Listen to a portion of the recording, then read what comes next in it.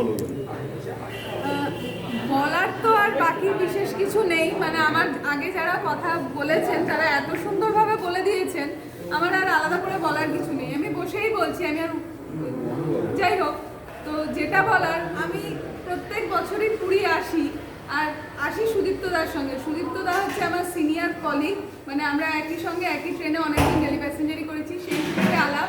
তো প্রথম সুদীপ্তদার সঙ্গে আমার বাইরে যাওয়া হচ্ছে কাশ্মীর, আর আমি যে অবস্থায় কাশ্মীর গেছিলাম সেটা মানে খুব সাংঘাতিক, মানে একটা ভাঙা পা নিয়ে আমি কাশ্মীর গেছিলাম। কিন্তু সত্যি কথা বলতে ভাঙা পা আর আমার হাজব্যান্ডের সাপোর্ট আর সুদীপ্তদার এই অ্যারেঞ্জমেন্ট, এর জন্য ভাঙা পা থাকা সত্ত্বেও আমি কাশ্মীর ট্রিপটা এত সাকসেসফুলি করতে পেরেছি, মানে যেটা আমার কাছে খুব মেমোরেবল।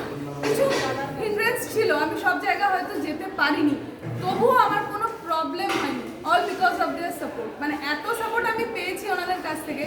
তারপর থেকে পুরী যখনই আমি আসি, সুদীপ্তদার কোনো সাবস্টিটিউট আমি ভাবতে পারি না। আমাকে অনেকেই বলে, পুরী যাচ্ছ কন্ডাক্টেড ট্যুরে? এটা আবার কি? পুরীতে আবার কেউ কন্ডাক্টেড ট্যুরে যায় নাকি? আমি বললাম এর উত্তর আমি দেবো না, তোমরা যদি কখনো যাও গিয়ে দেখো, তারপরে উত্তরটা তোমরাই পেয়ে যাবে। আর শুধুমাত্র সুদীপ্তদা না, কাকিমা এবং বৌদি, মানে শুধু কলিগ বলে না, ওনারা আমার কাছে আমার এক্সটেন্ডেড ফ্যামিলি। সত্যি কথা বলতে মানে আমি মনে করি পরিবার বা আত্মীয় এটা কিন্তু আত্মার সম্পর্ক, এটা কিন্তু মনের সম্পর্ক, এটা কিন্তু রক্তের সম্পর্কে শুধুমাত্র সীমাবদ্ধ থাকে না। তো কাকিমা, সুদীপ্তদা, বৌদি, এদের সঙ্গে আমাদের সেই সম্পর্কটাই হয়ে গেছে। এরা এত আন্তরিক, আমাদেরকে এমন ভাবে আমরা আষ্টে পৃষ্ঠে গেছি যে এটার কোনো সাবস্টিটিউট আমি ছাড়তে চাইও না।